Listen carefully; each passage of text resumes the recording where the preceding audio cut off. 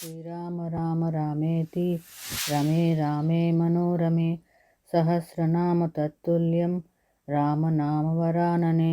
జై శ్రీరామ్, జై శ్రీరామ్, జై సీతారాం.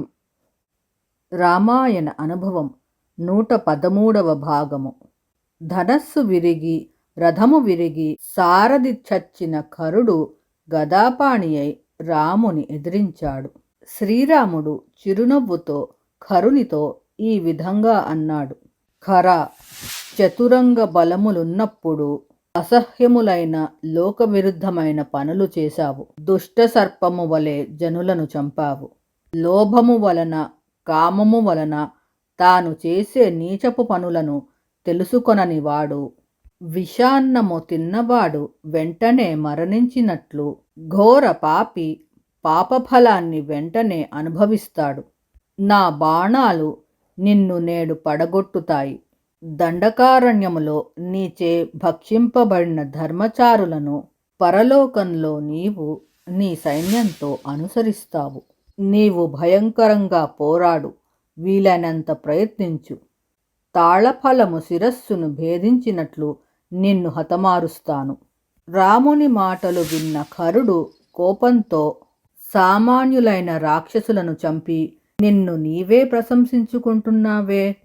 పరాక్రమోపేతులు గర్వంతో ఆత్మప్రశంస చేసుకోరు. నీ ప్రాణాలను తీయడానికి నా గదాయుధము చాలు. నీ చేత చచ్చిన 14,000 రాక్షసుల కన్నీటిని తుడవడానికి ఈ గదను ప్రయోగిస్తున్నానని కరుడు గదాప్రయోగం చేశాడు. మృత్యుపాస శమము జ్వలితమైన ఆ గదను రాముడు మధ్యలోనే ఖండించాడు. శ్రీరాముడు చిరునవ్వు నవ్వుతూ, రాక్షసాధమా, నీ బలాన్ని అంతా ప్రదర్శించావు కదా, నీవు శక్తిహీనుడవు. అయినా వృధాగా ప్రగల్భాలు పలుకుతావు. గరుత్మంతుడు అమృతాన్ని హరించినట్లు నీ ప్రాణాలను అపహరిస్తాను. నీవు మరణించగానే దండకారణ్యంలో జనులు నిర్భయంగా సంచరిస్తారు అని కరుని అధిక్షేపించాడు. కరుడు నొసలు చిట్లించి పళ్ళు కొరుకుతూ దగ్గరలో ఉన్న సాలవృక్షాన్ని పెకిలించి రామునిపై చచ్చావు అని అరుస్తూ ప్రయోగించాడు. శ్రీరాముడు దానిని మధ్యలోనే ఖండించాడు. రక్తనయనములతో రామభద్రుడు బాణసహస్రమును కరునిపై ప్రయోగించాడు. కరుడు రక్తము కక్కుతూనే రామునిపై పరుగెత్తాడు. అగ్నివలే ప్రకాశించే బ్రహ్మదండము వంటి ఇంద్రదత్తమైన శరమును రాముడు కరునిపై ప్రయోగించాడు.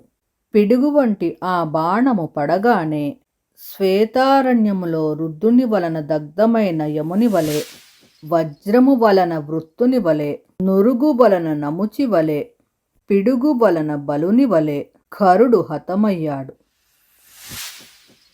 శ్రీరామ రామ రామేతి రమే రామే మనోరమే సహస్రనామ తత్తుల్యం రామనామవరాననే.